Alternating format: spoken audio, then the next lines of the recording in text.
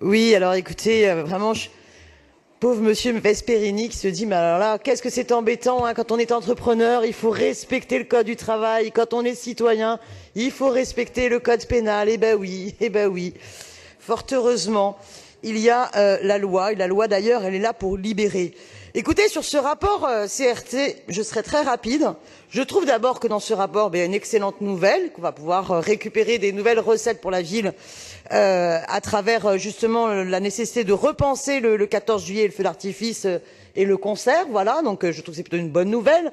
Oui, il faut absolument réinterroger les droits patrimoniaux du feu d'artifice de la ville qui donnent lieu à une retranscription sur France Télévisions et donc des droits à un moment donné de redevance. Donc là, il y a une bonne nouvelle pour les recettes de la ville. Maintenant, il faut le faire tout en garantissant le caractère bien sûr gratuit public pour les citoyens et les citoyennes qui participent à ce feu d'artifice, et c'est extrêmement important que la ville soit attachée et fasse respecter toutes ces fêtes populaires qu'elle organise et qu'elle permet que soient organisées sur la capitale, parce que c'est extrêmement, enfin ça fait partie de la, voilà, de l'identité parisienne. Et je pense que voilà, j'aimerais entendre ça aussi à travers les interventions des uns et des autres, et pas simplement l'obsession de la recherche de la recette, mais la joie d'avoir des fêtes populaires.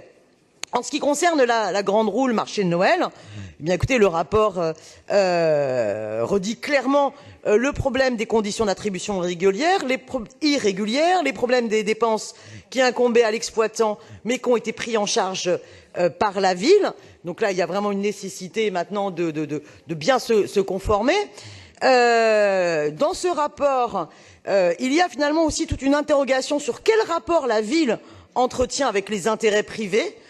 Finalement, il y a beaucoup de concessions qui sont souvent sous-évaluées. Moi, j'aimerais bien qu'on s'intéresse aussi à LVMH. Est-ce qu'on n'est pas en train de sous-estimer aussi concernant LVMH beaucoup de choses? Maintenant, attention, il a été bien réaffirmé par Monsieur Glaise qu'il y avait une non-gratuité du domaine public. Il a raison de le rappeler, et vous l'avez, le groupe écologiste l'a souvent dans cette instance rappelé. Néanmoins, il ne faudrait pas que la ville soit toujours en recherche de louer l'espace public, hein. Il y a aussi une volonté d'être dans un rapport de non-marchandisation de l'espace public.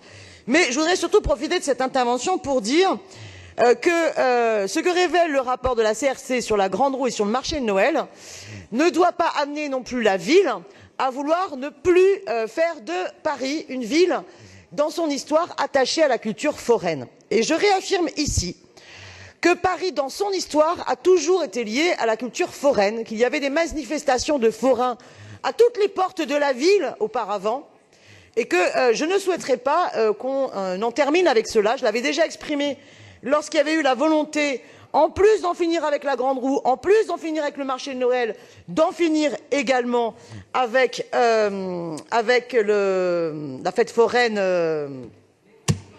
de la foire du trône, excusez-moi, voilà, et ça me semble important qu'on en arrête avec cette surenchère de l'éviction des forains de la capitale. Et je pense qu'au contraire, qu'on doit y être attaché. Et je pense que ça devrait être possible de le faire tout en respectant le code des marchés publics, tout en respectant une gestion saine de la ville. Ça doit pouvoir être possible de le faire dans un respect de l'intérêt général. Voilà.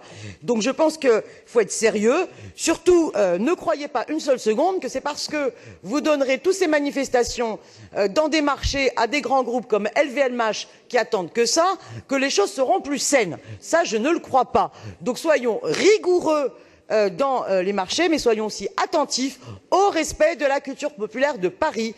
Et pour moi, elle est totalement liée à la question des forains. Et je terminerai là, 1 minute avant la fin de mon temps de parole.